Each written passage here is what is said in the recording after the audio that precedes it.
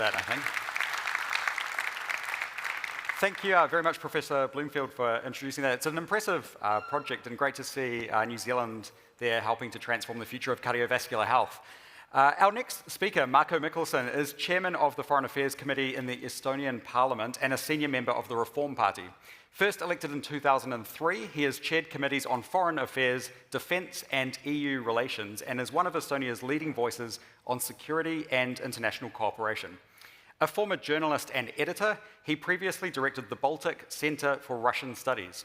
His career has focused on transatlantic relations, NATO cooperation, and regional security. Marko is the recipient of numerous international honours and is active in NATO Parliamentary Assembly work. Can you please welcome to the stage Marko Mihkelson?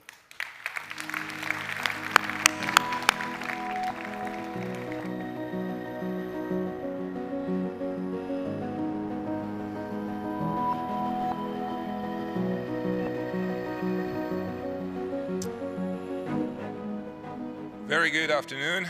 Kia ora koutou. I'm very happy to be back in Auckland in New Zealand. I truly believe that New Zealand is one of the most beautiful countries in the world, maybe next to Estonia. But when I visited New Zealand first time 25 years ago, I had a very personal moment actually, which shaped the future of my life actually. I played that time first full round of golf in my life. And ever since it happened at the Bay of Islands, in a beautiful golf course on Pacific and coast. And actually, as you might understand, ever since I have been a keen golf player, and nowadays this is pretty highly ranked diplomatic commodity. But first, let me express my sincere thanks to the organizers of this year's EU-New Zealand Business Summit. It is a pleasure and an honor to be here in Auckland among so many distinguished leaders from government, business and academia, all united by shared vision of partnership, innovation and security. This summit comes at a particularly meaningful time. With the EU-New Zealand Free Trade Agreement now in force, we are entering a new era of opportunity. The FTA is not merely about trade flows or tariff reductions, it is a framework for deeper multi-layered cooperation.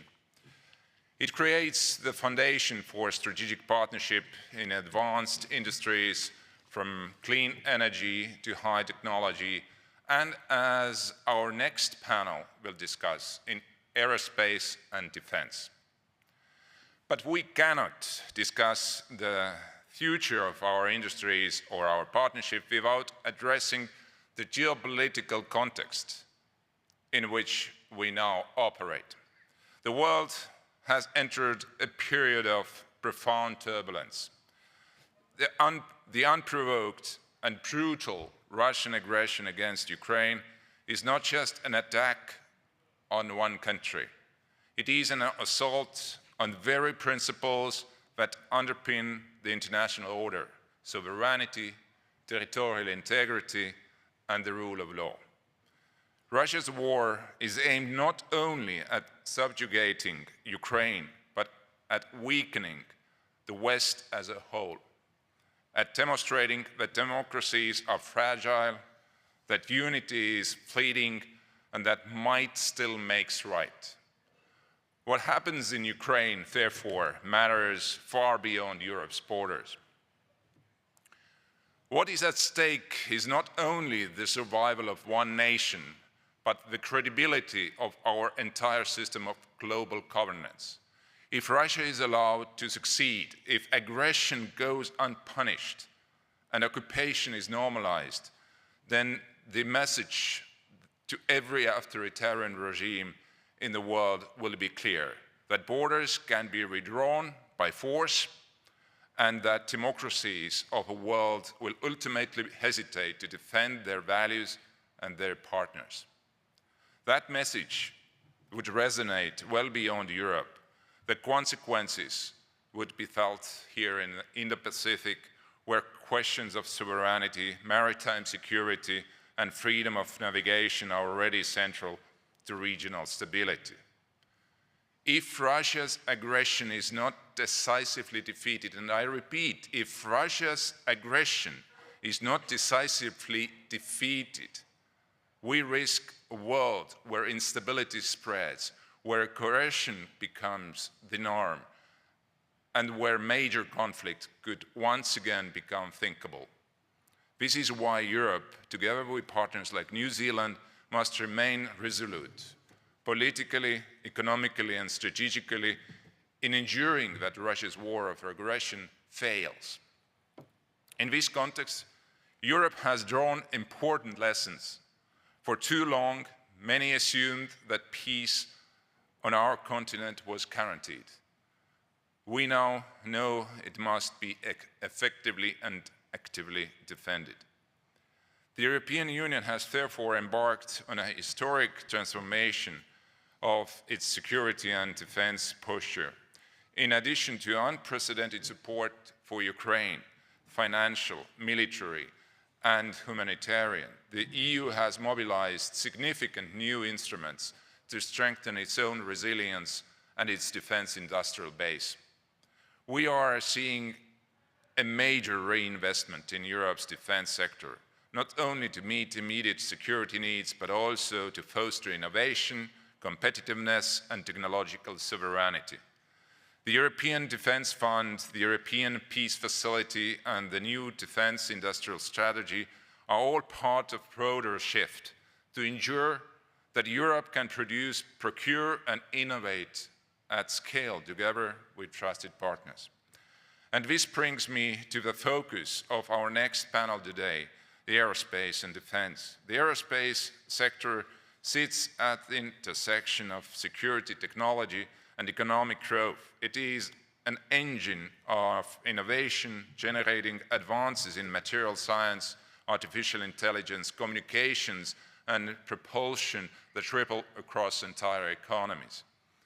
Europe's aerospace industry is already one of the world's most advanced, from satellite technologies and launch systems to next-generation aircraft and space situational awareness. But what is equally important is that this sector thrives on collaboration.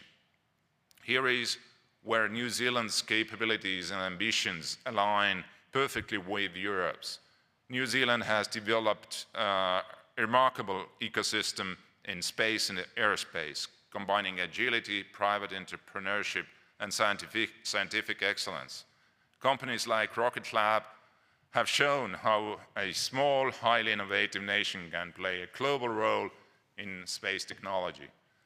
For Europe, New Zealand represents a natural partner, open, advanced, and trusted.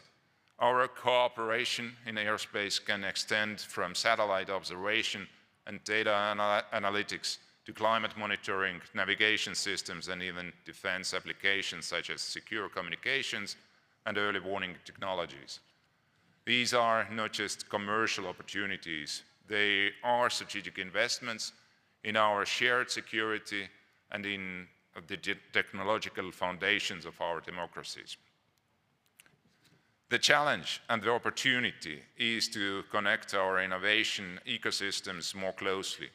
The EU-New Zealand FTA gives us the legal and institutional tools to do so, but the real momentum must come from private sector, from research institutions, and from visionary entrepreneurs on both sides. We should think of our cooperation not as transactional, but as transformational, building joint supply chains, developing interoperable technologies, and aligning our standards and regulations to foster trust and efficiency. The defense and aerospace domains also offer an arena where our shared values matter. As democracies, we are committed to the responsible and ethical use of emerging technologies, artificial intelligence, autonomous systems, space assets.